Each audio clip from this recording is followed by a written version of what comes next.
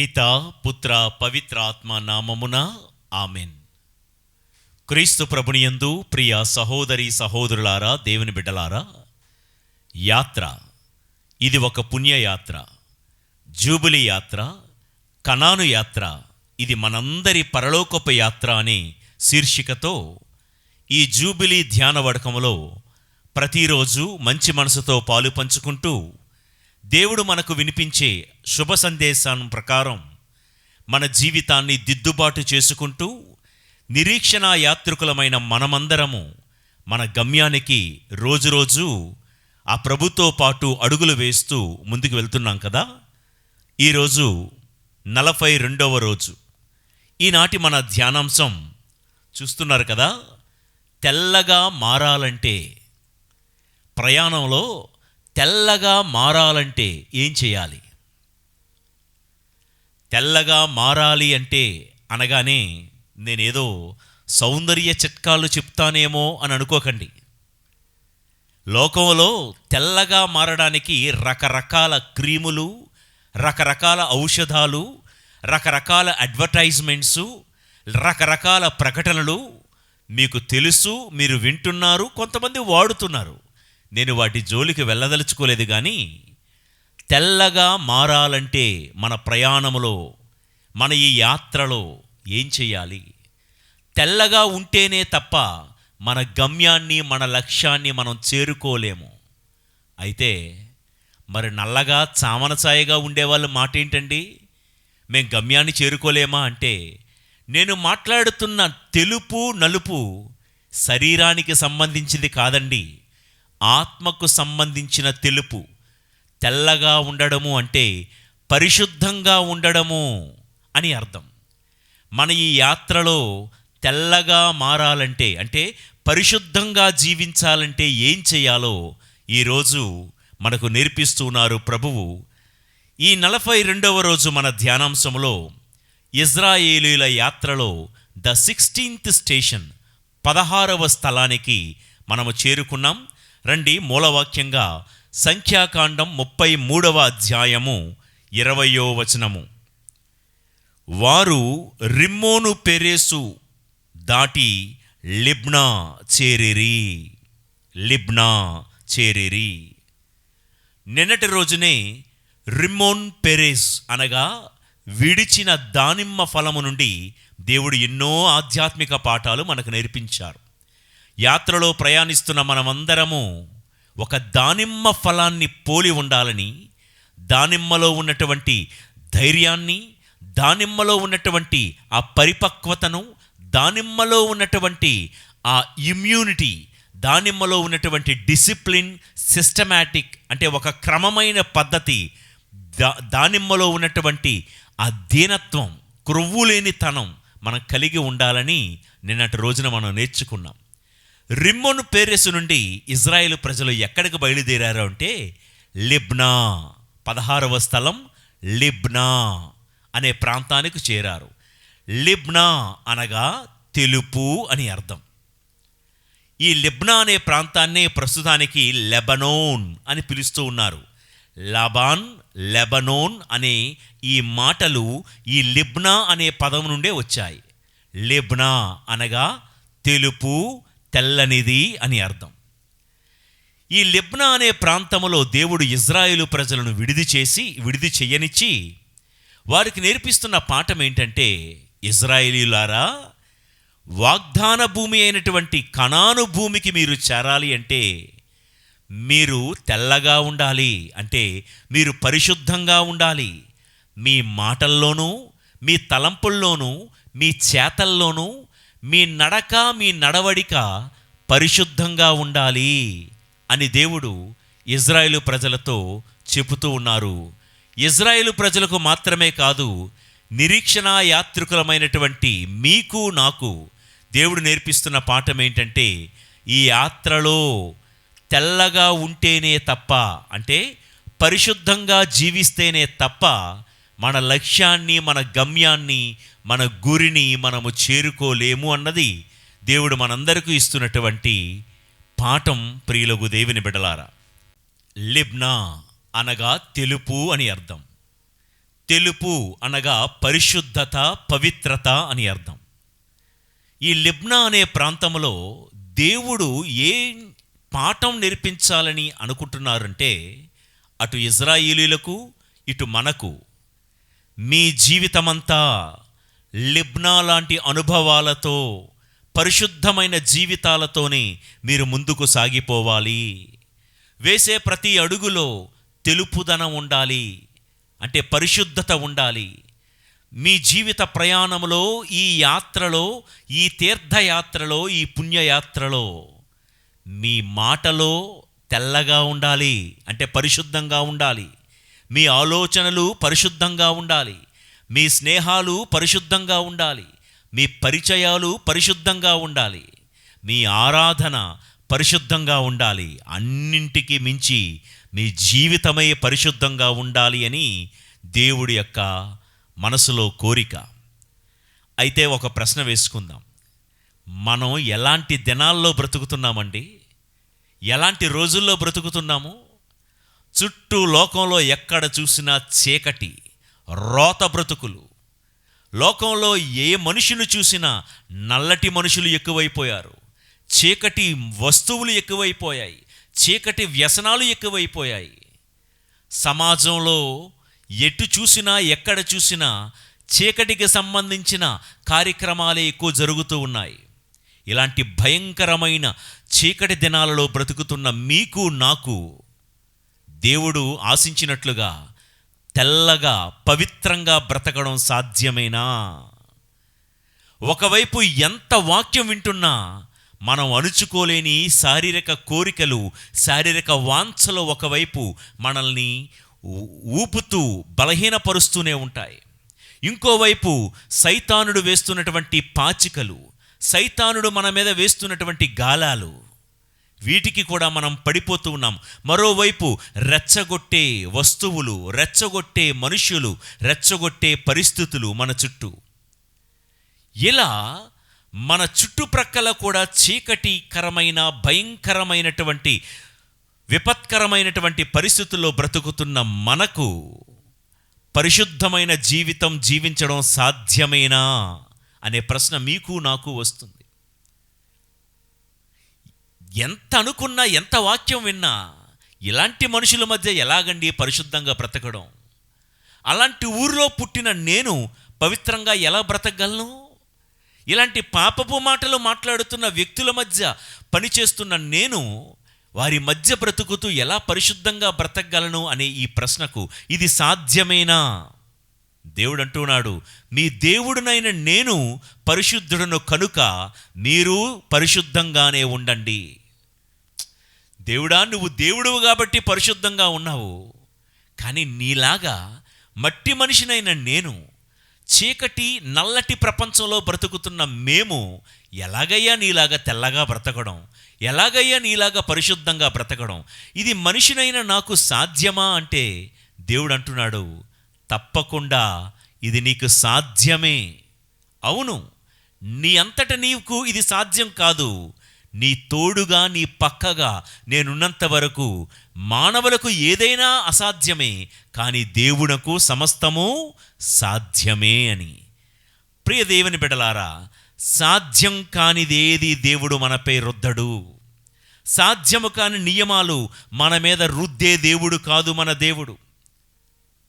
ఆయన పక్కనే ఉండి మన జీవితంలో ఏదైతే అసాధ్యం, ఇది ఇంపాసిబుల్ అని అనుకుంటున్నామో, మన స్వయం కృషితో, మన స్వశక్తితో మనము ఏమీ సాధించలేము. కానీ దేవుడి అనంతమైనటువంటి శక్తితో, దేవుడి అనంతమైనటువంటి కృపతో మనము దేన్నైనా సాధించుకోగలము.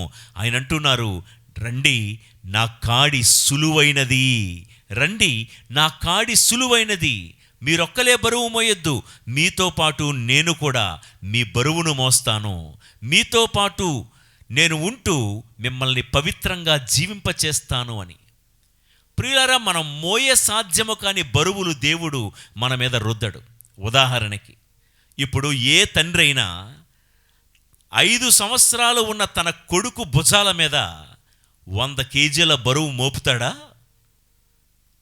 ఏ తండ్రి అయినా తన కన్న కొడుకుకి 5 సంవత్సరాల కన్న కొడుకు భుజాల మీద 100 కేజీలు బరువు మోపుతాడా? ఏ తండ్రి అయినా 5 సంవత్సరాల వయసున్న తన కొడుకుని కాలేజీలో జాయిన్ చేస్తాడా? చేయరు కదండి. ఎందుకంటే మన స్థితిని బట్టి, మన పరిస్థితిని బట్టి ఈ లోకములో ఉన్న తండ్రే మన మీద ఎంత బరువు మోపాలో తెలిసినప్పుడు, మనల్ని ఎక్కడ జాయిన్ చేయాలో ఈ లోకంలో ఉన్న తండ్రికే తెలిసినప్పుడు, పరలోకమందున్న మన తండ్రికి మన స్థితిగతులు తెలియవందామా? పరలోకమందున్న మన దేవుడికి మన బలమేంటో, మన బలహీనత ఏంటో తెలియదందామా? కావున ప్రియులకు దేవుని బిడలారా, పరిశుద్ధంగా బ్రతకడం ఎంత కష్టమో ఆ దేవుడికి తెలుసు. ఇలాంటి చీకటి నల్లటి ప్రపంచంలో బ్రతుకుతున్న మనకు తెల్లగా పరిశుద్ధంగా బ్రతకడం ఎంత కష్టమో దేవుడికి తెలుసు. కష్టమని తెలిసిన దేవుడికి ఇది అసాధ్యమైతే మాత్రం కాదు, నా శక్తితో సమస్తము సాధ్యమే అని కూడా ఆయనకు తెలుసు. పరిశుద్ధంగా జీవించగలిగే శక్తిని కృపను ఈ ప్రయాణములో దేవుడే మనకు దయచేస్తాడు. అయితే పరిశుద్ధంగా బ్రతకడం సాధ్యమేనా? లిబ్నా అనగా తెల్లనిది, పరిశుద్ధమైనది అని అర్థం. సాధ్యమేనా అంటే దీనిలో ఉన్న సులువు, దీనిలో ఉన్న సంతోషం తెలుసుకుంటే సాధ్యమేనండి. ఉదాహరణకి కారు డ్రైవింగ్ చెయ్యాలి అనుకున్న వాళ్ళు, అమ్మో కారు డ్రైవింగా, రోడ్డు మీద పెద్ద పెద్ద బస్సులు, పెద్ద పెద్ద లారీలు, ఇవన్నీ తప్పించుకొని కారు డ్రైవింగ్ ఎలా చేయడం, అమ్మో నా వల్ల కాదు అనుకుంటాడు. నెమ్మదిగా నేర్చుకోవడం, ప్రాక్టీస్ చేయడం మొదలుపెట్టాక ఒక్కసారి కారు డ్రైవింగ్లో ఉన్న సులువు తెలుసుకున్న తర్వాత, ఇన్ని రోజులు ఎంత కష్టం అనుకున్నాను, డ్రైవింగ్ ఎంత సులువా, ఎంత ఈజీయా అని అనుకోరా? కొంతమంది ఇంగ్లీష్ మాట్లాడడం, అమ్మో ఇంగ్లీష్ మేము మాట్లాడగలమా, మాకు రాదే, ఈ గ్రామర్ రాదే, ఆ ఇంగ్లీషు పదాలు ఉచ్చారణ, ఆ ప్రొనౌన్సియేషన్ మాకు సరిగ్గా రాదే అనుకుంటారు. ప్రాక్టీస్ చేయగా మాట్లాడగా ఇంగ్లీష్ మాట్లాడడం వచ్చేసిన తర్వాత, అరే ఎన్నాళ్ళు ఇంగ్లీష్ అంటే ఎంత కష్టమని బెంగపడిపోయాను, కానీ ఇంగ్లీష్ అంటే ఎంత సులువా అని తర్వాత ఇంగ్లీష్ బాగా నేర్చుకున్న తర్వాత ఇంగ్లీష్ ఎంత ఈజీయా, డ్రైవింగ్ ఎంత ఈజీయా, డాన్సింగ్ ఎంత ఈజీయా అని నేర్చుకొనక ముందు ఎంత భయపడ్డామో నేర్చుకున్న తర్వాత చాలా సులువుగా అనిపిస్తుంది కదూ. ప్రియులారా, పరిశుద్ధ జీవితం కూడా అంతే. వారిలాగా వీరిలాగా పరిశుద్ధంగా జీవించగలమా? వాళ్ళంటే పునీతులు కాబట్టి పరిశుద్ధంగా బతికారు.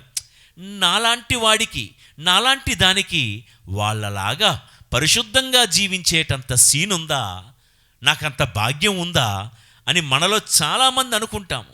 ప్రియులారా, అలవాటైతే, దానిలో ఉన్న నిత్యానందాన్ని కనుగొంటే పరిశుద్ధంగా జీవించడం అనేది మనం వదలము. ప్రియులకు దేవుని బిడ్డలారా, ఈ రోజుల్లో చాలామంది పరిశుద్ధంగా ఉండడం కష్టమని, అసాధ్యమని వదిలేస్తున్నారు. ఈ పరిశుద్ధంగా జీవించడం ఏదో ఆశ్రమాల్లో ఉన్న సన్యాసులకి, మఠవాసులకి, ఋషులకి, వాళ్ళకు మాత్రమే ఇది సంబంధించింది, మామూలుగా సంసార జీవితం జీవిస్తున్న మాలాంటి వాళ్ళ వల్ల కాదు అని చాలామంది పరిశుద్ధంగా బ్రతకడం మా వల్ల కాదు అని ఆదిలోనే తిలోదకాలు వదిలేస్తున్నారు.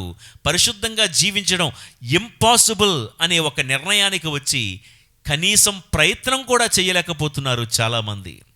ప్రియులారా, బైబిల్ గ్రంథంలో ఉన్న అనేక మంది పరిశుద్ధంగా బ్రతకలేదా?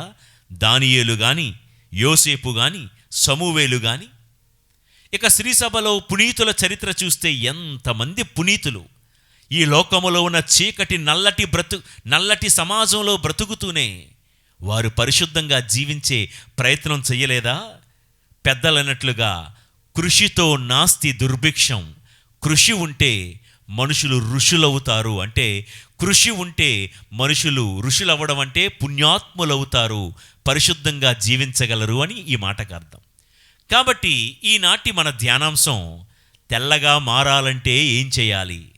దేవుడి కోరికిది. ఈ యాత్రలో మీరు గమ్యం చేరాలంటే మీరు తెల్లగా, లిబ్నా అంటే తెల్లగా మారాలి. అంటే ఈ తెలుపు కాదండి, పరిశుద్ధంగా ఆత్మీయ తెలుపు. ఆత్మలో పరిశుద్ధంగా జీవించాలి అని.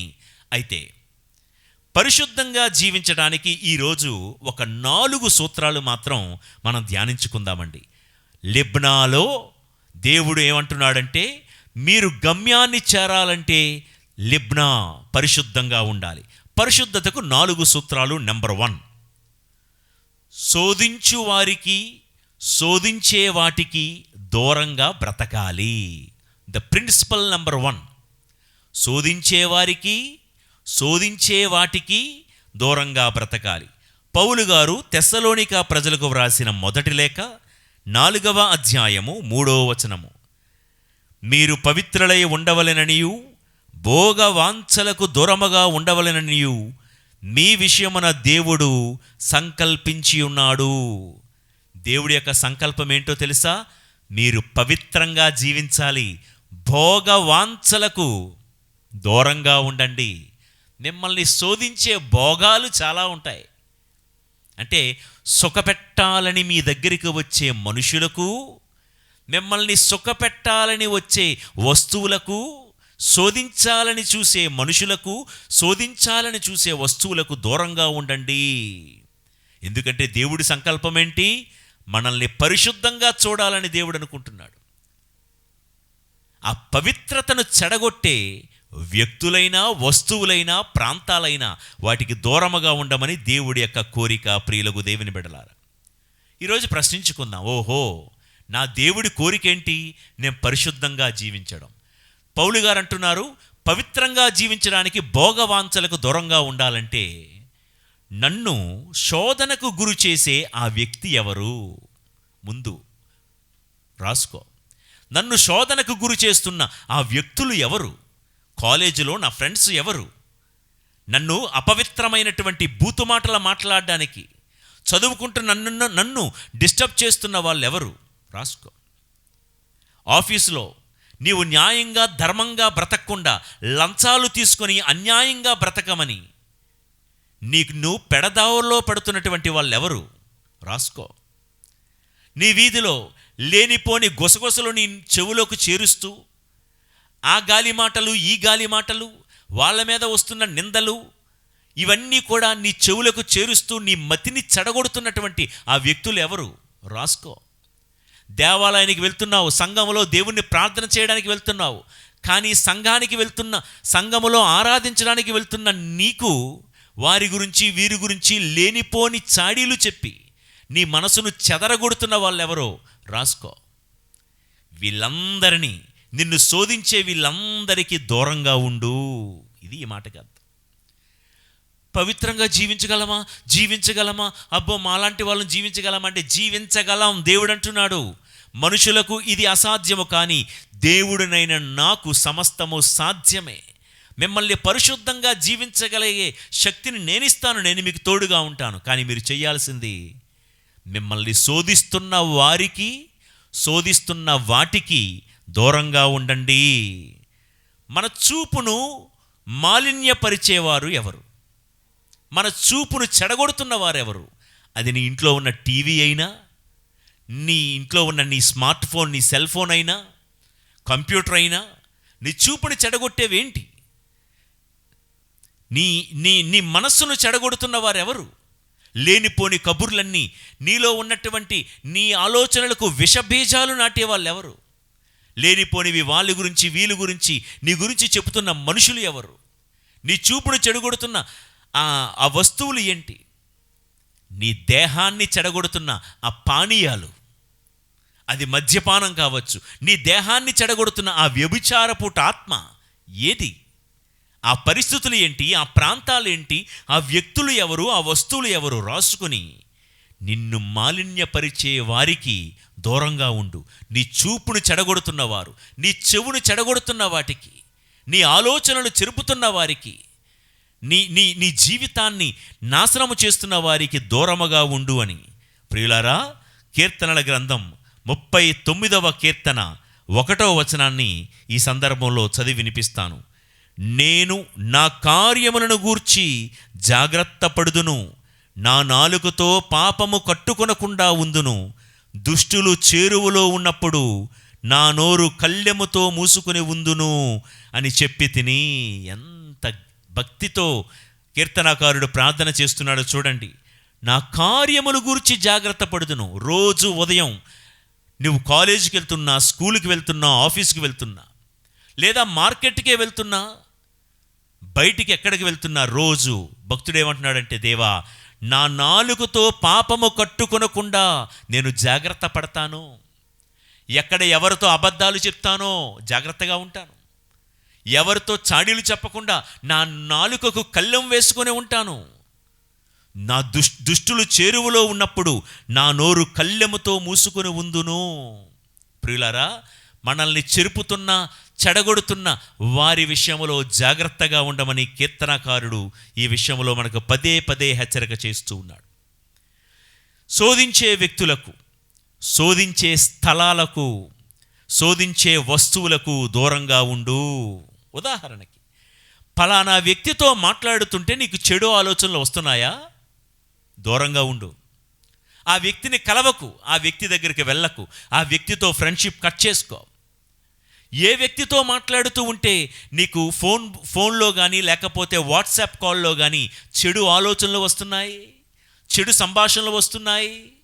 ఎవరితో మాట్లాడుతుంటే ఒక మూడో వ్యక్తి గురించి, నాలుగో వ్యక్తి గురించి చెడుగా మాట్లాడుకునే ఆ వాతావరణం నీకు కల్పిస్తున్నారు ఇతరులు, వారికి దూరంగా ఉండు అని దేవుడు ఈ యాత్రలో మనందరికీ కూడా బోధిస్తూ ఉన్నారు. ప్రియులకు దేవుని బిడ్డలారా, ఏ వ్యక్తితో మాట్లాడుతూ ఉంటే చెడు ఆలోచనలు వస్తున్నాయో, ఏ వస్తువును పట్టుకుంటే చెడు ఆలోచనలు, చెడు నీ హృదయంలో ప్రవేశిస్తుందో, ఏ స్థలానికి, ఏ ప్రాంతానికి వెళ్తూ ఉంటుంటే నీకు చెడు చేయడానికి ప్రేరేపణ కలుగుతూ ఉందో, ఆ స్థలాలకు, ఆ వ్యక్తులకు, ఆ వస్తువులకు దూరంగా ఉండడమే మొదటి సూత్రం. ప్రియులకు దేవుని బిడ్డలారా, కొందరు ఫేస్బుక్కి అలవాటు పడిపోయి బుక్ అయిపోయారంట. కొంతమంది ఫోన్ లాక్కి బానిసైపోయి లాక్ అయిపోయారంట. చాలామందికి పనున్నా లేకపోయినా చేతిలో స్మార్ట్ ఫోన్ ఉంటానే ఉండాలి. యూట్యూబ్ చెక్ చేస్తారు, వాట్సాప్ మెసేజ్లు చెక్ చేస్తారు, ఇన్స్టాగ్రాములు చెక్ చేస్తారు. అమ్మో, ఇప్పుడు చాలా వచ్చాయి. ఇంకా ఏఐ జనరేషన్లో ఉన్నాం కదా మనం. చాట్ జీపీటీ అని ఇంకా చాలా వచ్చేసాయి. పొద్దస్తమానం సెల్ ఫోన్ చేతులు లేకపోతే కొంతమందికి పార్కిన్సన్స్ వ్యాధి వచ్చేసినట్టుంది. ఎందుకంటే ఇలా చేతిలో సెల్ ఫోన్ లేకపోయినా ఇలా చేతులు వణికేస్తున్నాయి కొంతమందికి. ఎందుకు? అలవాటైపోయింది. ప్రియులకు దేవుని బిడ్డలారా, ఒక్క మాట చెప్తాను చూడండి. అయితే అలవాటైపోయిందండి, ఈ సెల్ ఫోన్లో అవి చూడడం నాకు కష్టమైపోతుందండి, అలవాటైపోయిందండి, దీని నుంచి నేను బయటికి రాలేకపోతున్నానని ఏదో పెద్ద కౌన్సిలింగ్ సెంటర్స్కి వెళ్ళక్కర్లేదు. ఎంత ఈజీయో తెలుసా? ఫేస్బుక్ నుంచి బయటికి రాలేకపోతున్నావా? ఎంత ఈజీ అంటే సెల్ ఫోన్ తీసుకొని ఆ ఫేస్బుక్ యాప్ని కంప్లీట్గా డిలీట్ చేసేయి, అయిపోయింది. అంత సింపుల్గా చెప్పేశారు. ఏంటంటే అంతే సింపుల్. ఆ పలానా వ్యక్తితో ఫ్రెండ్షిప్ నేను మరి మాట్లాడుతూ ఉంటే ఆ పలానా వ్యక్తి నన్ను శోధిస్తూ ఉన్నారండి, ఎంత ఈజీయో తెలుసా? సెల్ ఫోన్లో యాప్ని డిలీట్ చేసినట్లుగా ఆ వ్యక్తితో ఫ్రెండ్షిప్ని డిలీట్ చేయి, కట్ చేయి. ఇక వేరే మార్గం లేదండి. నాకు అవ్వా కావాలి, బువ్వా కావాలని 2 పడవల మీద నేను ప్రయాణిస్తానంటే మాత్రం గమ్యాన్ని చేరుకోలేము. మన శోధనకు కారణమైన apps, pornographic sites, అశ్లీలమైనటువంటి pictures, images ఏవైతే మన సెల్ ఫోన్లో గ్యాలరీలో స్టోర్ అప్ అయి ఉన్నాయో వాటన్నిటినీ డిలీట్ చేయడమే. పలానా వ్యక్తిని పదే తలంచుకొని చెడు ఆలోచనలు తలంచుకొని ఏదో ఒక అశ్లీలమైనటువంటి ఫోటో పెట్టుకొని చెడు తలంపులు వస్తున్నాయో ఆ ఫోటోల్ని డిలీట్ చేయడమే సరైనటువంటి విరుగుడు. ప్రియులకు దేవుని బిడలారా, మీకు మాట చెప్తాను. శోధన నుండి ప్రభు అంటున్నారు, నువ్వు తెల్లగా పవిత్రంగా ఉండాలంటే శోధించు వాటికి దూరంగా ఉండు. శోధన నుండి మనమైనా పారిపోవాలి. పాత నిబంధన గ్రంథంలో యోసేపు ఏం చేశాడు? ఆ పొతీఫరు భార్య అతనిని మోహించి కామించి పై పడిపోతూ పాపము చేయమని ప్రేరేపిస్తూ ఉంటే యోసేపు ఆ చోటు నుండి పారిపోయాడు. యోసేపులాగా పాపపు చోటు నుండి పారిపోవాలి, పాపపు మనుషుల నుండి పారిపోవాలి, పాపపు ప్రదేశాల నుండి మనం పారిపోవాలి. చేతనైతే యేసయ్యలాగా పారద్రోలాలి. ఒకటి పారిపో, లేదా పారద్రోలు. యేసయ్య ఏం చేశారో తెలుసా? ఆయన శోధనను పారద్రోలారు. దేవాలయములో క్రయ విక్రయాలు చేస్తున్న వాళ్ళందరినీ కొరడా పేని పారద్రోలారు. మన మనసులో తిష్ట వేసుకున్నటువంటి ఆ శోధనలను పారద్రోలాలి. మన బ్రతుకులో ఉన్నటువంటి చెడు స్నేహాలను యేసయ్యలాగా మనం పారద్రోలగలగాలి. అయితే పారిపోవాలి శోధన నుంచి, లేదా పారద్రోలగలగాలి. ప్రియులారా, ఈ స్మార్ట్ ఫోన్ వచ్చిన తర్వాత సెల్ ఫోన్ స్మార్ట్ అయిపోయింది, మనం డల్ అయిపోయాం. స్మార్ట్ ఫోన్ వచ్చిన తర్వాత మన బతుకులు ఎలాగైపోయాయంటే, స్మార్ట్ ఫోన్ రాకముందు దానియేలులాగా ఉన్నాము, స్మార్ట్ ఫోన్ వచ్చిన తర్వాత సంసోనులాగా మారిపోయాము. ఒప్పుకుంటారో లేదో? స్మార్ట్ ఫోన్ అంటే మనకు ఉన్నటువంటి ఫోన్ రాకముందు మనం దానియేలులాగా రోజు దేవుని సన్నిధిలో ప్రార్థన చేసేవాళ్ళం. ఉదయకాల ప్రార్థన, సాయంకాల ప్రార్థన, కుటుంబ ప్రార్థన. చుట్టూ ఎన్ని సింహాలు, ఎన్ని గార్జించే సింహాలు ఎన్ని ఉన్నా మనం మాత్రం ప్రార్థనలో ఉండేవాళ్ళం స్మార్ట్ ఫోన్ రాకముందు. ఇప్పుడు స్మార్ట్ ఫోన్ వచ్చిన తర్వాత డెలీలా ఒడిలో నిద్రిస్తున్నటువంటి సంసోనులాగా అయిపోయింది మన బతుకు. నిద్రపోయినప్పుడు స్మార్ట్ ఫోన్ పక్కనే ఉండాలి, తెల్లారు లగ్గానే స్మార్ట్ ఫోను పక్కనే ఉండాలి. ఏం చూస్తున్నావయ్యా? బైబిల్ వాక్యం. అంటే సెల్ ఫోన్లో బైబిల్ వాక్యం కూడా సెల్ ఫోన్లోనే. ఇంట్లో బైబిల్ లేదా? బైబిల్ పట్టుకొని చదవలేమా? ప్రియ దేవుని బిడ్డలారా, ఇలాంటివి ఏవైనా చెప్తే విమర్శించినట్లు, నిందించినట్లు కొంతమంది కనిపిస్తూ ఉండొచ్చు. కానీ ఒకసారి ఆత్మపరిశీలన చేసుకోండి. నిజంగా దేవుడి వాక్యాన్ని, బైబిల్ గ్రంథాన్ని చదివి ధ్యానించాలనుకున్న వాళ్ళు సెల్ ఫోన్లో కాదండి, బైబిల్ గ్రంథాన్ని 2 చేతులతో పట్టుకొని చదివితేనే అది గ్రంథం. అది గ్రంథం చదవాలి. సెల్ ఫోన్లో ఉన్నది ఎప్పుడో ఏదో ప్రయాణాల్లో ఉన్నప్పుడు, ఏదో ఎమర్జెన్సీలో ఉన్నప్పుడు బైబిల్ గ్రంథాన్ని అందులో చదువుకోవాలేమో. కానీ నిజానికి బైబిల్ గ్రంథాన్ని కొంతమంది సెల్ ఫోన్లో డైరెక్ట్గా దేవాలయానికి కూడా తీసుకొచ్చేస్తున్నారు. బైబిల్ గ్రంథాన్ని తేవటం లేదు. మా సెల్ ఫోన్లో ఉందండి బైబిలు. ఇది సమంజసం కాదు. ప్రియులకు దేవుని బిడ్డలారా, నేడు చాలామందికి మానసికమైన సంఘర్షణ ఉంది. ఏంటో తెలుసా? ఇలా వాక్యాన్ని వింటున్నప్పుడు ఎలాగైనా మా జీవితాన్ని సరిదిద్దుకోవాలి, ఎలాగైనా పరిశుద్ధంగా బ్రతకాలి, దేవుడికి నచ్చని ఆలోచనలకు దూరంగా ఉంటాను, దేవుడికి నచ్చని వ్యక్తులకు దూరంగా ఉంటాను, నన్ను పాపపు ఊబిలోనికి, నల్లటి ప్రపంచంలోనికి లాక్కొని వెళ్ళిపోతున్న ఆ లోకపు ఆకర్షణలకు, ప్రాంతాలకు దూరంగా ఉంటానని వాక్యం వింటున్నప్పుడు గట్టిగానే నిశ్చయించుకుంటారు. కానీ మరలా లోకంలోకి వెళ్ళిన తర్వాత, మరలా ఈ చీకటి ప్రపంచంలోకి వెళ్ళిన తర్వాత లోక ఆకర్షణలు, లోక వ్యామోహాలు ఒకవైపు మనల్ని తొలుస్తూ ఉంటే, ఒకవైపు లోకం రమ్మంటూ ఉంటుంది, మరోవైపు వాక్యం వద్దు అంటుంది.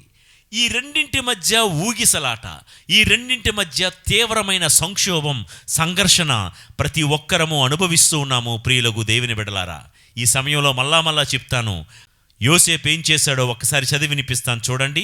ఆదికాండం 39:12 యజమానుని భార్య అతని పై వస్త్రమును పట్టుకొని తనతో శయనింపరమ్మని అడిగెను. అతడు ఆ పై వస్త్రమును ఆమె చేతిలోనే వదిలివేసి ఇంటి నుండి వెలుపలికి పారిపోయాడు. ప్రియులకు దేవుని బిడ్డలారంటే, బైబిల్ గ్రంథంలో ఒక చోట ఏమని రాసిందంటే, పామును చూచినప్పుడు ఎలాగైతే పాము నుండి పారిపోతావో, పాపము చోటు నుండి కూడా, పాపపు వ్యక్తుల నుండి కూడా నువ్వు దూరంగా పారిపోవాలి అని వ్రాయబడి ఉంది. పౌలు గారు తిమోతికి వ్రాసిన 2వ లేఖ 2వ అధ్యాయము 22 నీవు యవ్వన వ్యామోహములను వదిలి పవిత్ర హృదయముతో ప్రభువు యొక్క సహాయము కోరిడు వారితో పాటు నీతి, విశ్వాసము, ప్రేమ, శాంతి అను వానికై శ్రమింపుము. ఏంటంట? యవ్వన వ్యామోహములను వదిలి పవిత్రమైన హృదయముతో జీవించండి అని అక్కడ పౌలు గారు తిమోతికు చెప్తున్న మాటలు ప్రియులకు దేవుని బిడ్డలారా. ఉదాహరణకి ఒక వ్యక్తి వయసు 70 సంవత్సరాలండి. 70 సంవత్సరాల వయసులో ఆ వ్యక్తి, ఆ పెద్దాయన చాలా ఫిట్గా ఉన్నాడు, ఆరోగ్యంగా ఉన్నాడు. ఆయన దగ్గరికి వెళ్ళి, అయ్యా మీ వయసు 70 ఏళ్ళు కదా, పెద్ద వయసులో ఉన్నారు కదా, ఎంత ఆరోగ్యంగా, ఎంత చలాకీగా, ఎంత చురుకుగా, ఎంత ఫిట్గా ఎలా ఉండగలిగారయ్యా? మీకు ఏం జబ్బులు లేవా? మీకు ఏం అనారోగ్యాలు లేవా అని అడిగితే ఆ పెద్దాయన అన్నాడు, లేకనేమయ్యా, నాకు 30 ఏళ్ళ వయసు ఉన్నప్పుడే షుగర్ వ్యాధి, బీపీ వ్యాధి ఇవన్నీ వచ్చినాయి. అరే, మీకు 30 ఏళ్ళ వయసు ఉన్నప్పుడే షుగరు, బీపీ లాంటివి వచ్చాయా? మరి 70 ఏళ్ళకి కూడా ఎలాగయ్యా మీరు యాక్టివ్గా, ఎంత చలాకీగా ఉండగలుగుతున్నారు, ఆరోగ్యంగా ఉండగలుగుతున్నారంటే ఆ 70 ఏళ్ళ పెద్దాయన చెప్పిన మాట ఏంటంటే, నాకు 30 ఏళ్ళకే బీపీ షుగర్ వచ్చిన మాట నిజమే. బీపీ షుగర్ నాకు వచ్చిందని తెలియగానే నా 30వ ఏట నేను తీసుకున్న నిర్ణయం ఏంటో తెలుసా? ఈ రోజు నుండి స్వీట్ జోలికి నేను వెళ్ళను. నా లైఫ్లో షుగర్కి సంబంధించిన, అంటే తీపికి సంబంధించిన పదార్థాలన్నీ కట్. అలానే ఉప్పు జోలికి నేను వెళ్ళను. ఉప్పుకు సంబంధమైనటువంటి వాటన్నిటి జోలికి నేను కట్. అలానే ఫ్యాట్ ఉన్నటువంటి వాటికి, క్రొవ్వు ఉన్న వాటికి, నూనె పదార్థాలు, ఇటువంటి వాటి జంక్ ఫుడ్స్ ఏవైతే ఉన్నాయో వాటి జోలికి నేను వెళ్ళను, కట్. 30 ఏళ్లలో అతనికి హెల్త్ ప్రాబ్లం వస్తే 30వ ఏట ఆయన ఏమనుకున్నాడు? నా ఆరోగ్యాన్ని చెరిచే ఈ షుగర్కి, ఈ తీపి వస్తువులకు, ఈ ఉప్పు పదార్థాలకు, ఈ నూనె పదార్థాలు నా బ్రతుకులో కట్. 30 ఏళ్ళప్పుడు కట్ చేశానయ్యా, 70 ఏళ్ళప్పుడు కూడా అందుకే ఎంత హెల్దీగా, ఎంత ఆరోగ్యంగా, బలంగా, పుష్టిగా నేను ఉండగలిగాను అని చెప్పాడు. అక్కడే కాసింత దూరంలో మరొక 70 ఏళ్ళ వయసులో ఉన్న మరో వృద్ధుడున్నాడు. ఆయన దగ్గుకుంటూ నీరసంగా కృంగిపోయి కనబడుతున్నాడు.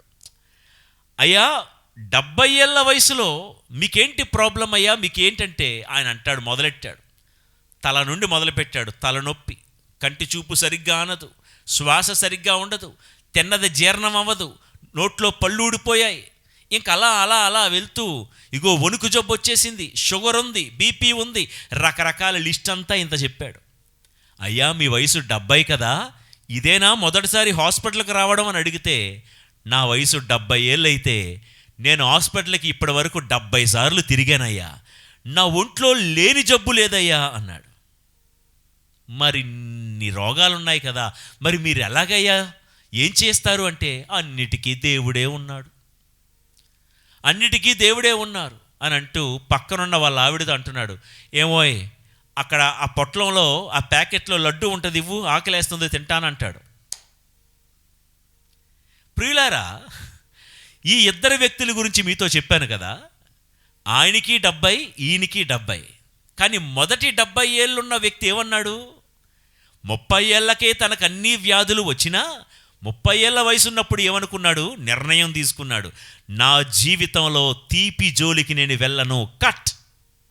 ఇదే దేవుడు చెప్తున్నాడు, పవిత్రంగా నీవు బ్రతకాలి అంటే నిన్ను శోధించు వారికి, శోధించు వాటికి దూరంగా ఉండు. నీ లైఫ్లో ఏది ఎప్పుడు కట్ చేయాలో తెలుసుకో, ఎవరిని కట్ చేయాలో, దేన్ని కట్ చేయాలో తెలుసుకో, కట్ చేసేయి.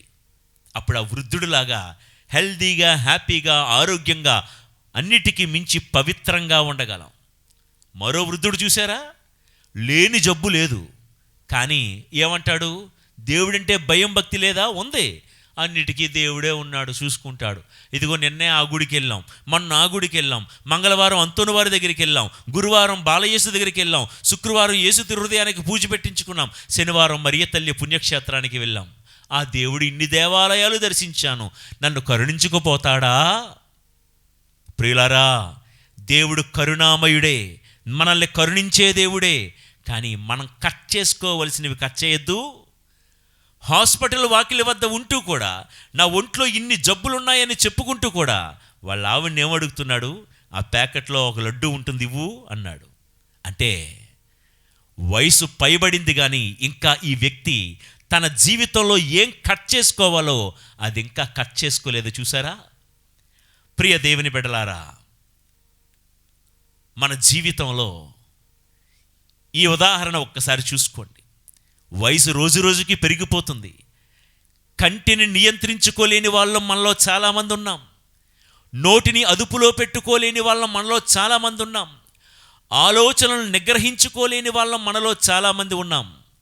చేతులను చేతలను మన నడకను నడవడికను అదుపులో పెట్టుకోలేని వాళ్ళం మనలో చాలామంది ఉన్నాము. లోకం చూపించేవన్నిటినీ చూసేస్తున్నాం. లోకం రమ్మనే చోటికల్లటికి కూడా మనం వెళ్ళిపోతున్నాము. లోకం చెయ్యమన్నదల్లా చేసుకుంటూ పోతున్నాము. లోకం మనకు వినిపించేదల్లా కూడా వినేస్తూ ఉన్నాము. ఇది కాదు పవిత్రమైన జీవితమని దేవుడు మీకు నాకు ఈరోజు బోధిస్తూ ఉన్న పాఠం. తెల్లగా మారాలి అంటే పరిశుద్ధంగా జీవించాలి అంటే లిబ్నా అనే ప్రాంతంలో దేవుడు నేర్పిస్తున్న మొదటి సూత్రం, శోధించే వ్యక్తులకు, శోధించే వస్తువులకు, శోధించే ప్రాంతాలకు దూరంగా ఉండు. ఓకే, ఇక రెండో పాఠం, పశ్చాత్తాపపు హృదయం కలిగి జీవించాలి. తెల్లగా మారాలి అంటే నేను పాలల్లో పసుపు వేసుకొని రాసుకోండి, పాలల్లో శనగపిండి వేసి రాసుకోండి, ఆ క్రీము వాడండి ఈ క్రీము వాడండి తెల్లగా అవుతారని చెప్పడానికి లేని ఇక్కడ. ఏం చేస్తే పరిశుద్ధంగా జీవిస్తాము అంటే శోధించే వాటికి దూరంగా ఉండు, నెంబర్ 1. రెండవది, పశ్చాత్తాపపు హృదయము కలిగి ఉంటే పరిశుద్ధత మనలో పెరుగుతుంది. ప్రియులారా, మన జీవితంలో తప్పిపోయే సందర్భాలు ఎన్నో ఉండే ఉంటాయి. మాట ద్వారా తప్పిపోయాం, ఆలోచనల ద్వారా తప్పిపోయాము, చేతల ద్వారా తప్పిపోయాము. దేవుడికి నచ్చని విధంగా మనం బ్రతికే ఉంటాం కదా ఎప్పుడో ఒకప్పుడు. నేనొక్కడనే తప్పుగా చేశాను, తప్పుగా బతికానా? లోకంలో నేను ఒక్కడనే పాపాత్మున్నా? లోకంలో నేను ఒక్కడనే దేవుడికి నచ్చని కాని కార్యాలు చేశానా అని నిన్ను నీవు సమర్థించుకోవద్దు. తప్పు చేశానని తెలిసిన వెంటనే తప్పు కప్పుకోకుండా దేవుడి దగ్గరికి వచ్చి తప్పు ఒప్పుకోవాలి.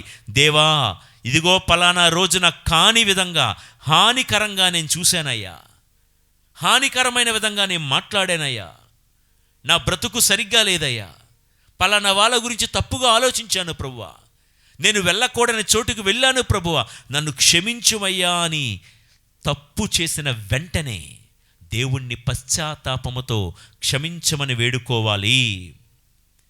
యోహాను గారు వ్రాసిన మొదటి లేఖ 1వ అధ్యాయము 9వ వచనాన్ని ఒకసారి చదువుతాను, వినండి.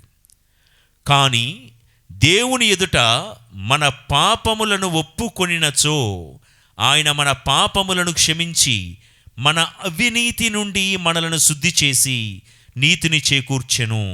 ఏలయనా ఆయన విశ్వసనీయుడు, నీతిమంతుడు. దేవుని ఎదుట మన పాపములను ఒప్పుకుంటే ఏం చేస్తారంట?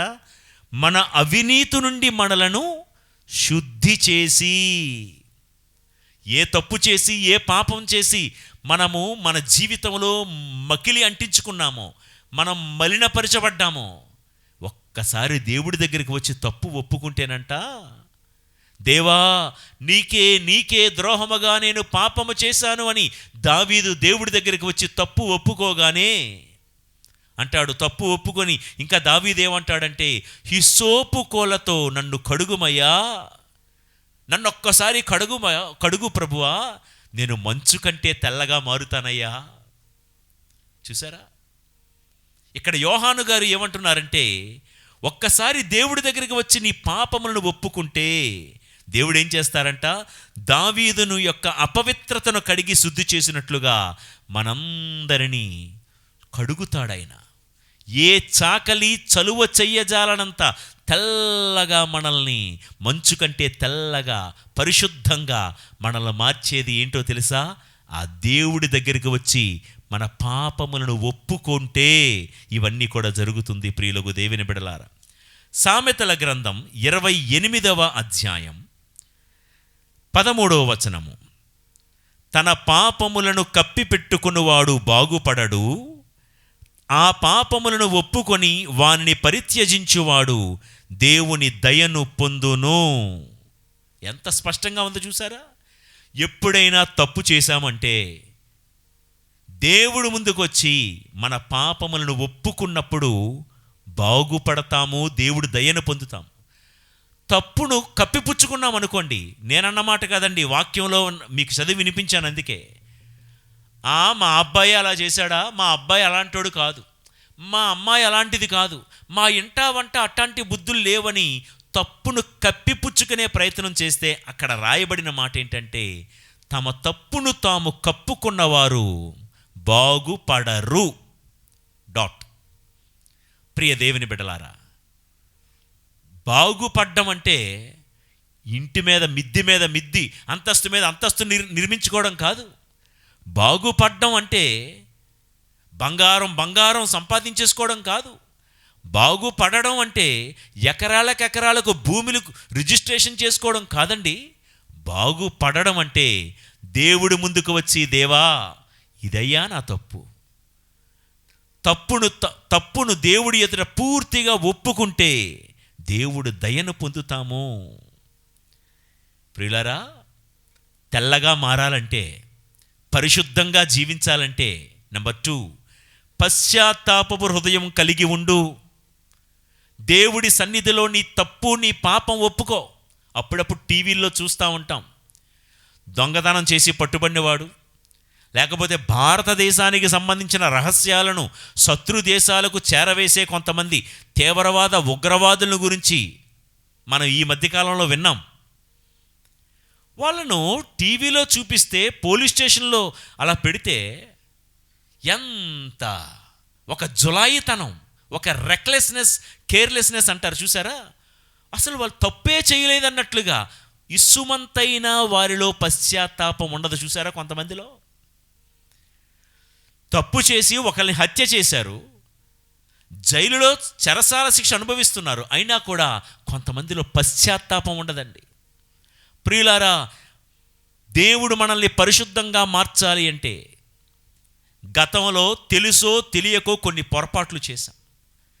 పొరపాట్లు చేసినప్పుడు వాటిని కప్పిపుచ్చుకోకుండా, వాటిని కవర్ చేసుకోకుండా దేవుడి దగ్గరికి వచ్చి, తప్పు అయిపోయింది ప్రభువా, నా బలహీనమైన క్షణాల్లో అలా మాట్లాడాల్సి వచ్చింది, నా బలహీనమైన క్షణాల్లో ఆ పొరపాటు చేయాల్సి వచ్చింది, నన్ను క్షమించు ప్రభువా, మరొక్కసారి ఇటువంటి తప్పిదము నేను చెయ్యనయ్యా.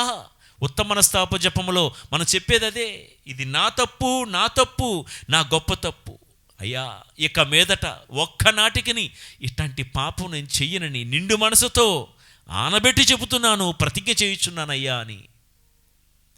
ప్రియ దేవుని బిడ్డలారా, దేవుడు ముందుకొచ్చి ఈ రీతిగా మనం ప్రార్థన చేస్తే, యోహాను భక్తుడు అంటున్నాడు, మన పాప మాలిన్యములన్నిటినీ ఆయన కడిగి శుద్ధి చేసి మనల్ని పరిశుద్ధంగా మారుస్తారు అని. చూడండి, కీర్తనల గ్రంథం 38వ కీర్తన 18వ వచనము, నేను నా పాపములను ఒప్పుకొనుచున్నాను, నా తప్పిదములకు దుఃఖపడుచున్నాను. మన జీవితంలో చేయాల్సింది ఏంటో తెలుసా ప్రియులారా? వాళ్ళు తప్పు చేశారు, వీళ్ళ తప్పు చేశారు అని వీళ్ళ మీద వేలెత్తి చూపించి నిందించి విమర్శ చేయడం కాదు. మత్తయి సువార్త 7వ అధ్యాయంలో ప్రభు చెప్పింది ఇదే, పరులను నీవు తీర్పు తీర్చకుడు, అప్పుడు నీకు కూడా తీర్పు తీర్చబడదు. నీ కంటిలోనే దూలముంచుకొని ఎదుటివాడి కంటిలో నలుసును వ్రేలెత్తి చూపద్దు.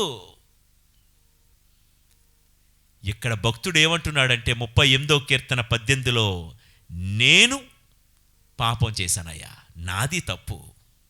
Blame your self, not others. Never blame others. నేను తప్పు చేశానయ్యా, నా పాపములకు నేను దుఃఖపడుతున్నానయ్యా. ఇలాంటి మనసుంటేనండి ఖచ్చితంగా మన జీవితంలో మనం కోరుకున్న ఆ తెల్లదనం, ఆ పరిశుద్ధమైన జీవితం జీవింప కృప దేవుడు మనకిస్తారు. మీరు లోకంలో గమనించారో లేదో, అక్కడ ఒక బురద గుంట ఉంది, బాగా బురద. ఈ బురదలో పంది పడింది అనుకోండి, పంది పడితే ఆ బురదలో పడిపోయినా అది రాదు, హాయిగా స్విమ్మింగ్ పూల్లో ఉన్నట్లుగా హాయిగా ఉంటుంది. పడిపోయానే బయటకు వద్దామనే తలంపు దానికి ఉండదు. అయ్యో నేను బురదలో పడిపోయాను నన్ను రక్షించండి అని కూడా అరవదు. హాయిగా ఉంటుంది పంది. అదే బురద గుంటలో గొర్రె పిల్ల పడింది అనుకోండి, దాని కేక దాని గోల చూడండి. కాపరికి వినబడేటంత స్వరం ఎత్తి గొర్రెపిల్ల అరుస్తూ అరుస్తూ ఉంటుంది.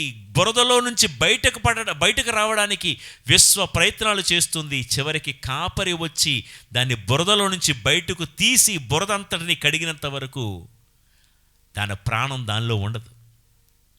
ప్రియులారా, పందికి గొర్రెకు అంత తేడా ఉంది. పందికి గొర్రెకు అంత తేడా ఉంది. మనం గొర్రె పిల్లలమే. ఎందుకు గొర్రె పిల్లలమో తెలుసా? మనం గొర్రెలమే ఎందుకో తెలుసా? బురదలో పడితే మనం ఊరుకోము. Be proud to say that we are sheep of the shepherd. మనం మంచి కాపరి అయిన ఆ దేవుడికి సంబంధించిన గొర్రెలము అని చెప్పుకోవడానికి గర్వపడదామండి. ఎందుకంటే మన ఒంటికి మకిలి మాలిన్యం బురదంటితే మనం ఊరుకోము. పందుల్లాగా పంది ఊరుకుంటుంది బురదలో పడినా, కానీ గొర్రె పిల్ల ఊరుకోదు. ఈ లోకానికి సంబంధించిన ఏ మకిలి ఏ మాలిన్యం అంటినా ఆ మంచి కాపరి మందలో ఉన్న గొర్రె పిల్లలం కదా మనం. అయ్యో పొరపాటున ఎప్పుడైనా నీ నోట్లో నుంచి ఒక బ్యాడ్ వర్డ్ వచ్చిందనుకోండి, ఒక బూతు మాట వచ్చిందనుకోండి, బురదలో పడిన గొర్రె పిల్ల గెలగెలలాడిపోయినట్లుగా గెలగెలలాడిపోవాలి మనం. అయ్యో పొరపాటున నా నోట్లో నుంచి ఆ మాట వచ్చేసిందే, పొరపాటున నా నోట్లో నుంచి వారి గురించి వీడి గురించి చెడ్డగా మాట్లాడానే, పొరపాటున నేను ఈ చెడు తలంపు తలంచానే, పొరపాటున అలాగ పరస్త్రీ వెళ్ళిపోతుంటే పరపురుషుడు వెళ్ళిపోతుంటే నేను కామెచ్చతో చూడాల్సి వచ్చింది అని బురదలో పడిన గొర్రె విలవెల్లాడిపోయినట్లుగా మనం కూడా విలవెల్లాడిపోవాలి. ప్రియులకు దేవుని బిడ్డలారా, పందులు బురదలో పడితే ఏమీ అవ్వలేనట్లే హాయిగా ఉంటాయి. They are very comfortable. నేను ఎవరిని కూడా పందులతో పోల్చడం నా ఉద్దేశం కాదు, కానీ ఒక్కసారి గమనించమని కోరుతూ ఉన్నాను. కొంతమందికి తప్పు చేశాననే సోయే ఉండదు, తప్పు చేశాను కదా అనేటువంటి ఆత్మ పరిశీలన కానీ ఆత్మ విమర్శ కానీ ఉండదు. కొంతమందికి తప్పు చేశామనే ఒక తలంపు కూడా ఉండదు. బురదలో పడినా ఏమీ ఎరగలేనట్లుగా, బురద అంటినా ఏమీ లేనట్లుగా దర్జాగా లోకంలో తిరిగేస్తూ ఉంటారు. ప్రియ దేవుని బిడలారా, మనము గొర్రె పిల్లలము.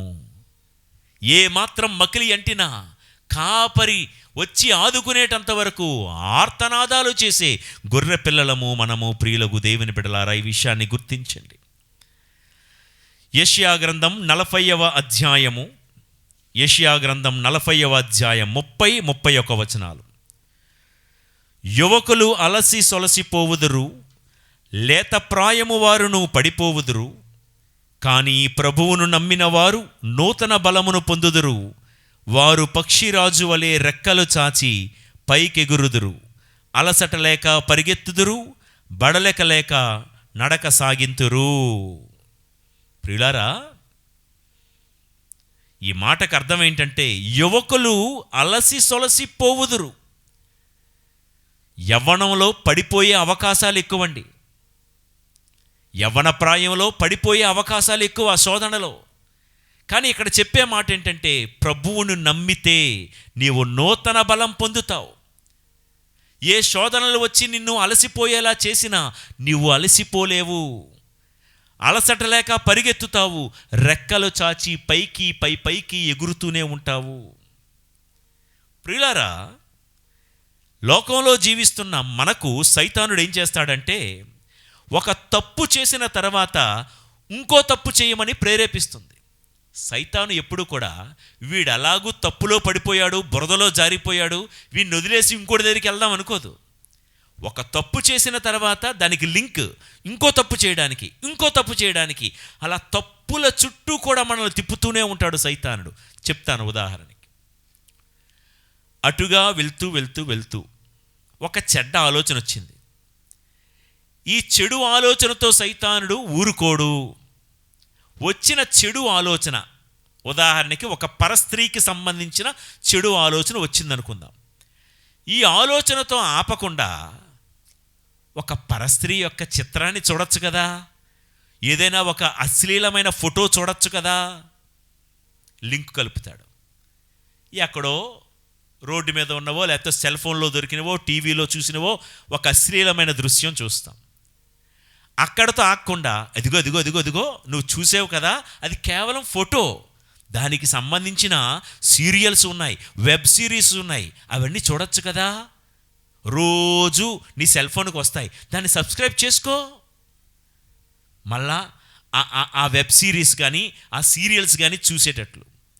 ఎలాగూ సీరియల్ చూసేసావు కదా, దానికి సంబంధించిన సినిమాలు బోల్డ్ ఉన్నాయి, అదిగో అదిగో అదిగో ఆ సినిమా చూడు, ఈ సినిమా చూడని రెచ్చగొట్టి ప్రేరేపిస్తుంది, పురుకొల్పుతుంది. చూసారా, ఒక మనసులో వచ్చిన ఒక ఆలోచన అక్కడతో ఆపకుండా ఫోటో చూడమని చెప్పింది, ఫోటో నుంచి సీరియల్ చూడమని చెప్పింది, సీరియల్ నుంచి సినిమా వరకు వెళ్ళింది. ఇప్పుడు ఏం చెప్తుందో తెలుసా, ఆలోచన చేసేసావు, ఫోటో చూసేసావు, సీరియల్ చూసేసావు, సినిమా చూసేసావు, ఎంత చూసేసావు కదా, ఇంకా చేసేస్తే పోలే. ఆ పాపం చూసావు, ఇంకా చేసేయి.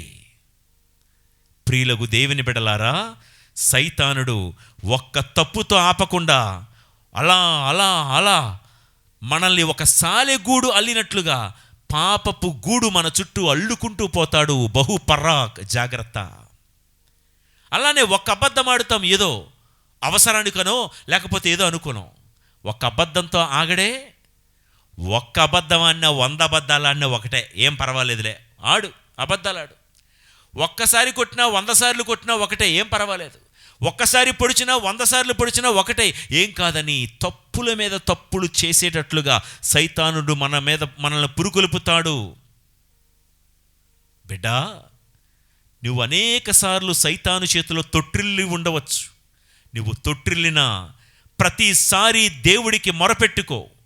దేవా, ఈ పాపపు ఊబిలో, ఈ పాపపు గుంటలో నేను పడిపోయానయ్యా. ఇదిగో అవినీతి అనే ఊబిలో పడిపోయానయ్యా, అధర్మం అనే ఊబిలో పడిపోయానయ్యా, లంచగొండితనం అనే ఊబిలో పడిపోయాను, త్రాగుడు అనే పాపపు గుంటలో పడిపోయాను, వ్యభిచారం అనే పాపపు గుంటలో పడిపోయాను, చెడు స్నేహాలు అనే పాపపు గుంటలో పడిపోయాను, దొంగతనాలు అనే పాపపు గుంటలో పడిపోయాను. దేవా, నన్ను లేవనెత్తవా. ఒక దావీదులాగా 51వ కీర్తనలో మొరపెట్టుకున్నాడు, దేవా ఇదిగో నన్ను లేవనెత్తు ప్రభువా, ఒక్క అవకాశం ఇవ్వయ్యా, నన్ను ఒక్కసారి నన్ను కడుగువయ్యా, నేను మరలా మంచు కంటే తెల్లగానవుతానయ్యా, నీ ఘనకార్యాలు ప్రజలకు ప్రకటించడానికి ఒక్కసారి నన్ను కడుగువయ్యా అని దేవుని యందు దావీదు మొరపెట్టుకున్నాడు. దేవా, నా నుండి ఏమైనా తీసుకో, కానీ నీ సన్నిధి నుండి మాత్రం నన్ను గెంటివేయకయ్యా. దావీదు ఇలాంటి ప్రార్థన చేశాడు. ఎంత గొప్పగా దేవుడు దీవించాడు. బెత్షెబతో పాపము చేసిన దావీదును దేవుడు బాగా కడిగి కడిగి కడిగి కడిగి పరిశుద్ధుడిగా మార్చి లోకములో ప్రపంచమంతా దావీదు వైపు చూసేటంత గొప్ప రాజు అయిన స్థానంలో దేవుడు దావీదును నిలబెట్టాడు. అంత మాత్రమే కాదు, అలాంటి దావీదు వంశంలో నుండే లోకరక్షకుడని యేసు ప్రభు కూడా జన్మించి దావీదు కుమారా అని అందరి చేత పిలవబడ్డాడు. ప్రియులకు దేవుని బిడ్డలారా, రైట్? తెల్లగా మారాలంటే ఏం చేయాలి? పరిశుద్ధంగా జీవించాలంటే ఏం చేయాలి?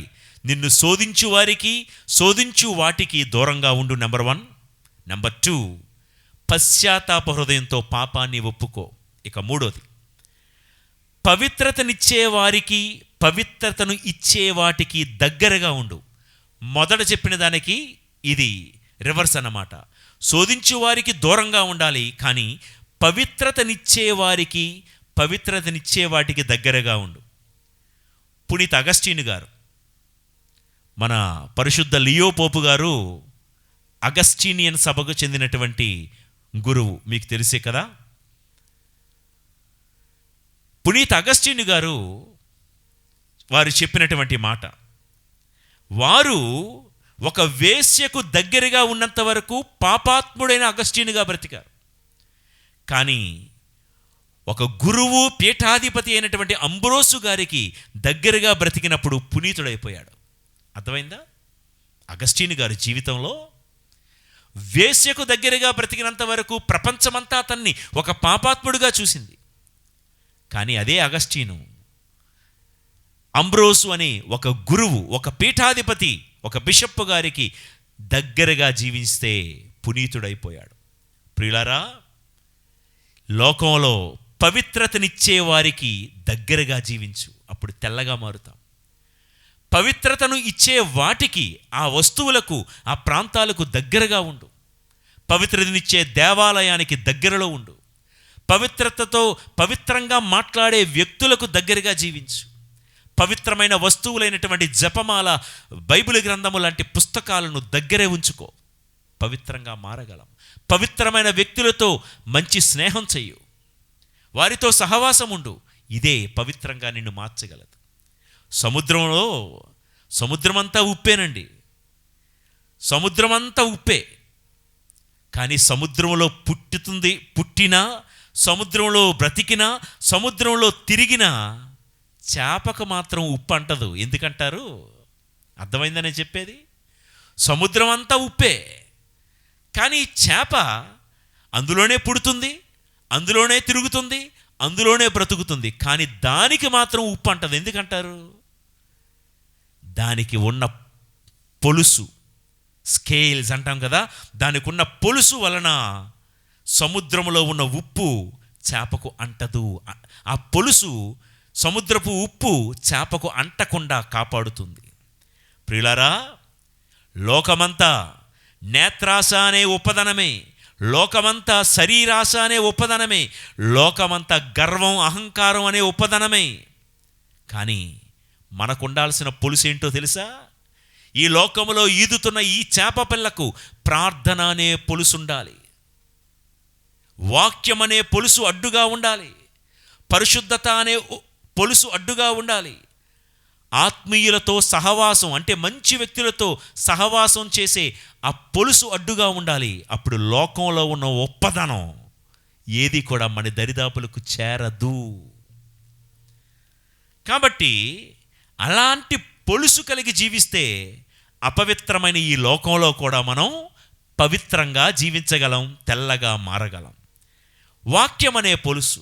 యోహాను సువార్త 15వ అధ్యాయము 3వ వచనంలో ప్రభు ఏమన్నారో తెలుసా? నా నోటి మాట వలన మీరిప్పుడు శుద్ధులైతిరి. ఏమండి, ఇదే ప్రసంగం రోజు ఒక 5 నిమిషాలు 10 నిమిషాలు చెప్తే అయిపోతుంది. ఎందుకంటే గంట సేపు చెప్తున్నాను. ఎంత వాక్యం వింటుంటే అంత పొలుసు మీకు దరి చేరినట్లు. లోకంలో ఉన్న ఒప్పదనం ఏది మీ దరిదాపులకు రాకుండా ఉంటుందని ఈ ప్రయాస, ఈ ప్రయత్నం. చెప్పే నాకు కష్టమే, వింటున్న మీకు కష్టమే, నాకు తెలుసు. కానీ నా ప్రయత్నం ఏంటో తెలుసా? లోకపు ఉప్పదనం ఏది మీ దరి చేరి మిమ్మల్ని మాలిన్యపరచకుండా మనల్ని కాపాడే మొట్టమొదటి తొడుగు పొలుసు వాక్యం అనే పొలుసు. దేవుడు యేసుప్రభు అన్నారు, నా నోటి మాట వలన మీరు ఇప్పుడు శుద్ధులైతిరి. మీరెప్పుడు పవిత్రులయ్యారో తెలుసా? మీరెప్పుడు తెల్లగా మారుతారో తెలుసా? మీరెప్పుడు పరిశుద్ధంగా జీవించగలరో తెలుసా? దేవుడి మాట చదువుతున్నప్పుడు, ఇలా దేవుడి మాటలు వింటున్నప్పుడు. రెండో పొలుసు ప్రార్థన. దానియేలు అనే భక్తుణ్ణి బాబిలోను దేశంలో కాపాడింది ఏంటి? ప్రార్థన కాదా? సింహాల బోనులో ఉన్న దానియేలును, షడ్రక్, మెషక్, అబేద్నెగో అనే ఆ 3 యువకులను అగ్నిగుండములో కాపాడింది ఏంటి? ప్రార్థన అనే పొలుసు కాదా? ప్రియ దేవుని బిడ్డలారా, ప్రతి కుటుంబంలో ఈ పొలుసు ఉండాలి. ప్రార్థన అనే పొలుసు, స్కేల్స్. చేపకి పొలుసు ఉంటుంది కదా, పొలుసు అర్థమవుతుంది కదా. సో అలాంటిది ఉండాలి. అప్పుడే నేను మళ్ళా చెప్తున్నాను, చేప, ద ఫిష్, సముద్రంలోనే పుట్టిన, సముద్రంలోనే తిరిగిన, సముద్రంలోనే బ్రతికిన, అందులో ఉన్న ఉప్పు చేపదరి చేరనట్లు ఈ లోకంలోనే పుట్టాము, ఈ లోకంలోనే తిరుగుతున్నాము, ఈ లోకంలోనే బ్రతుకుతున్నాము. ఈ లోకంలో ఉన్న మాలిన్యం అనే ఉప్పదనం మనలో చేరకుండా ఉండాలంటే వాక్యం అనే పొలుసు మనకు అడ్డుగా ఉండాలి. లోకానికి, మనకి ప్రార్థన అనే పొలుసు అడ్డుగా ఉండాలి. హోలీ స్పిరిట్, పరిశుద్ధాత్మ అనే పొలుసు అడ్డుగా ఉండాలి. మరియ తల్లి గబ్రియేలు దూతతో అంటుంది, నేను పురుషుని ఎరుగును గదా, ఇది ఎట్లు జరుగును అంటే గబ్రియేలు దూత అంటున్న మాట, అమ్మా, నీకు లోకానికి మధ్య సర్వోన్నతుని శక్తి పవిత్రాత్మ నీపై వేం చేయును. పవిత్రాత్మ అనే పొలుసు నీ గర్భాన్ని ఆవహిస్తుందమ్మా. అందుకని నీ జీవితాన్ని ఈ లోకంలో ఉన్న ఏ ఒప్పదనం, ఏ మాలిన్యము కూడా అంటదమ్మా. పరిశుద్ధాత్మ, హోలీ స్పిరిట్ అనే ఆ పొలుసు. ఇక 4వ పొలుసు ఏంటో తెలుసా? ద ప్రజెన్స్ ఆఫ్ గాడ్, దైవ సన్నిధి. అంటే దైవ సన్నిధి అంటే దేవాలయములో, మనం పవిత్రమైన దేవాలయంలో ఎక్కువ సమయం గడపాలి.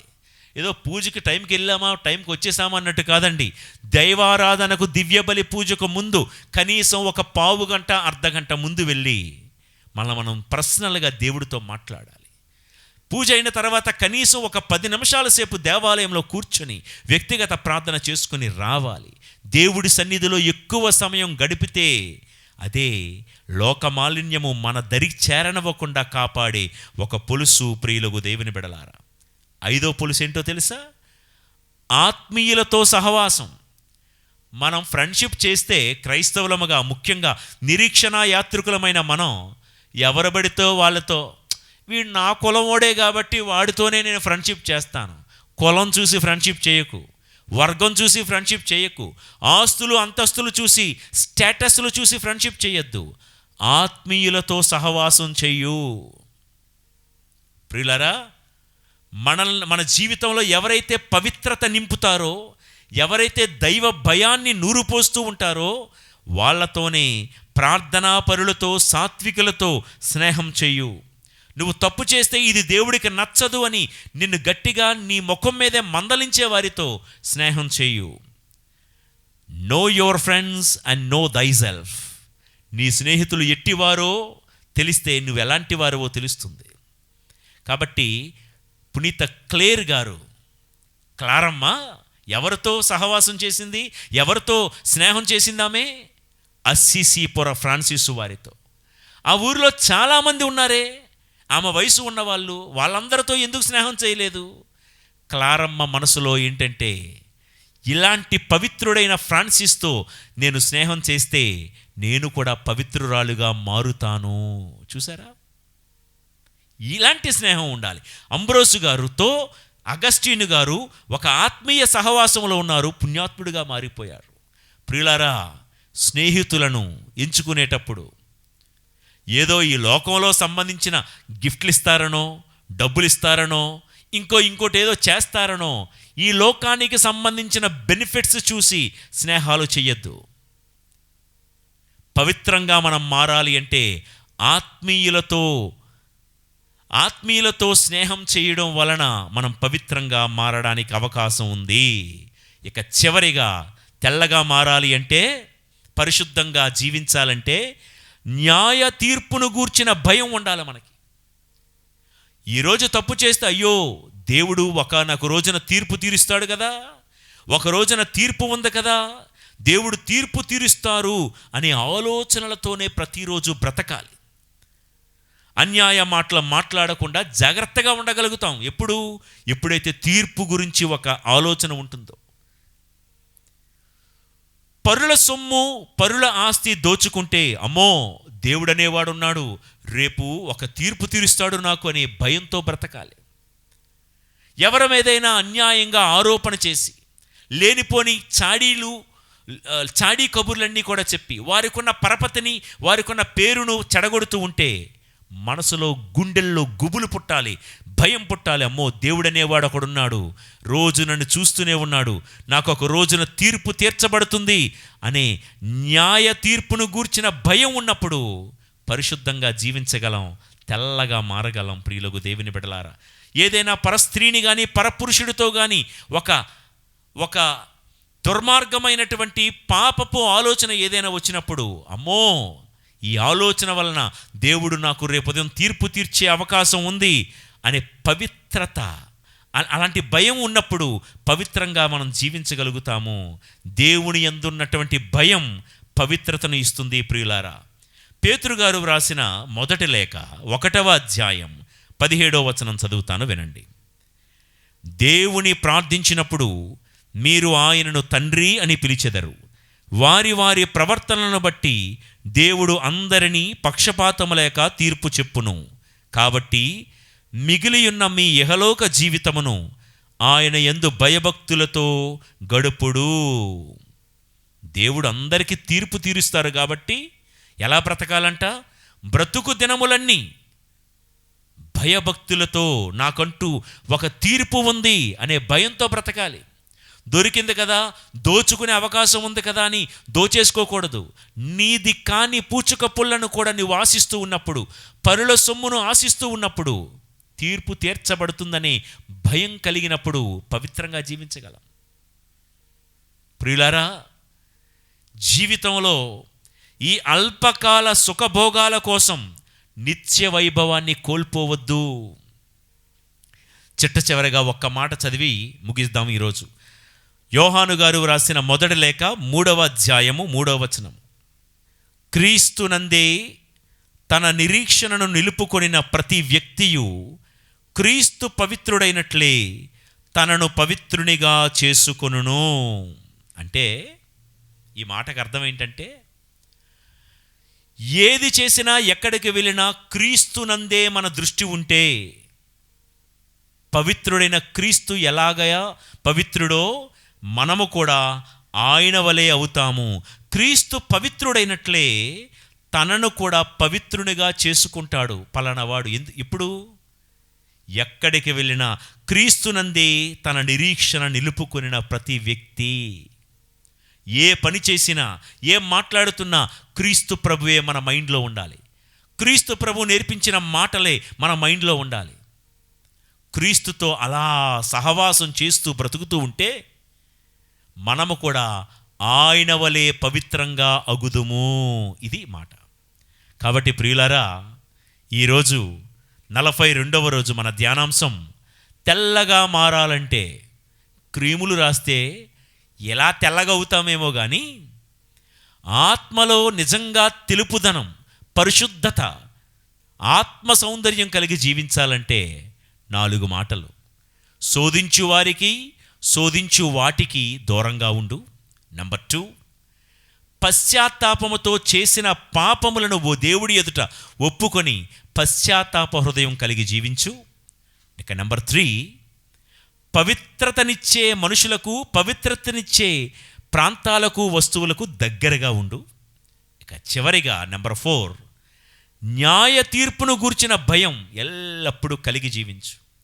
దేవుడనేవాడు ఒకడున్నాడు, ఆయన నేను చేసే ప్రతి పనికి తీర్పు తీరుస్తాడనేటువంటి భయం కలిగి జీవిస్తే మనం అపవిత్రతలోకి జారిపోము, తెల్లగా పవిత్రంగా జీవించగలుగుతాం. ఇదండి ఈరోజు ఇజ్రాయేలుల ఎడారి యాత్ర 16th స్టేషన్, 16వ స్థలంలో లిబ్నా అనే ప్రాంతానికి దేవుడు వారిని తీసుకుని వచ్చి వారికి మనకు నేర్పిస్తున్న పాఠం ఇది. లిబ్నా అనగా తెల్లనిది అని అర్థం. తెల్లనిది అనగా పరిశుద్ధమైన జీవితం మనం జీవించాలి అని ఈరోజు యాత్రలో, ఈ జూబిలీ యాత్రలో నిరీక్షణ యాత్రికులమైన మీరు నేను తెల్లగా ఉంటేనే, పరిశుద్ధంగా ఉంటేనే మనము కోరుకున్న గమ్యాన్ని చేరుకోగలము. కాబట్టి ప్రయత్నం చేద్దాం అందరము. మనం మోయే సాధ్యము కాని బరువు దేవుడు మన మీద పెట్టడు. ఇది పవిత్రంగా జీవించడం సాధ్యమైనా ఈ నల్లటి ప్రపంచంలో అంటే సాధ్యమే. దేవుడి కృపతో సమస్తము సాధ్యమే. దేవాది దేవుడు మనందరిని దీవించి కాపాడుదురుగాక. ఆమెన్. ప్రార్థించుదము. మహాపరిశుద్ధుడా మా దేవా తండ్రి, తెల్లగా మారాలంటే ఏం చేయాలో ఈరోజు మాకు ధ్యానపూర్వకముగా మాతో మాట్లాడి బోధించినందుకు మీకు వేలాది వందనాలు, స్తోత్రాలు. ఇజ్రాయేలీల ఎడారి యాత్రలో వారి 16వ స్థలంలో లిబ్నా అనే ప్రాంతానికి వారిని తీసుకుని వచ్చి, యాత్రలో పవిత్రంగా ఉంటేనే తప్ప గమ్యాన్ని చేరుకోలేము అని బోధించినందుకు స్తోత్రాలు. నిజమే ప్రభువా, మా జీవితంలో శోధించు వారికి, శోధించు వాటికి దూరంగా బ్రతకగలిగే శక్తిని మాకు దయచేయు. పాపము చేసిన ప్రతిసారి పశ్చాత్తాప హృదయము కలిగి నీ ఎదుట పాపాన్ని ఒప్పుకునే మంచి మనస్తత్వాన్ని, పశ్చాత్తాప హృదయాన్ని మాకు దయచేయు.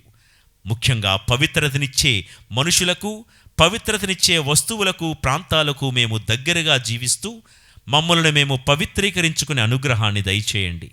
అన్నిటికీ మించి చేసే ప్రతి పనికి ఒక తీర్పు ఉంటుందనేటువంటి కనువిప్పు కలిగి పాపానికి దూరంగా జీవిస్తూ మీకు మరింత దగ్గరగా జీవించి మమ్మల్ని మేము తెల్లగా రూపాంతరము చేసుకునే అనుగ్రహము దయచేయమని మా నాథుడైన యేసు పవిత్ర నామములో ఈ ప్రార్థన చేయుచున్నాము తండ్రి.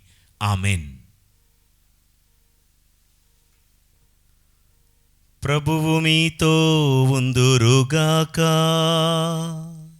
మీ ఆత్మతోనూ ఉండునుగాక. సర్వశక్తిగల సర్వేశ్వరుడు పితా, పుత్ర, పవిత్రాత్మదేవుని దీవెనలు సర్వదా మీకు తోడై ఉండి మీ యాత్రలో నిత్యము మిమ్ము నడిపించి సర్వదా కాపాడుదురుగాక.